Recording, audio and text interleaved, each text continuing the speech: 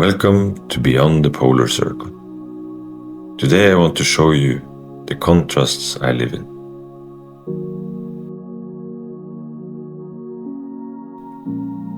Up here, nature shifts without a warning.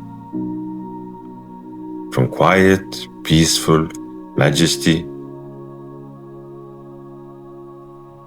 to chaos, storm, and pure unpredictability.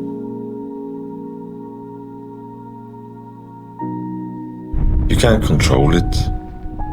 All you can do is be present, to appreciate the honest moments nature's offering you.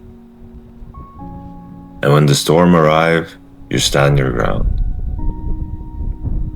I've grown to like the storm. The raw forces of it, the way it challenged everything around it.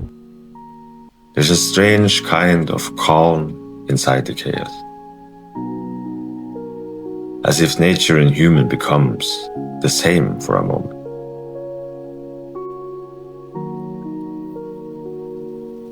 Life is full of disorder, but if you manage to see the beauty within it, we become stronger.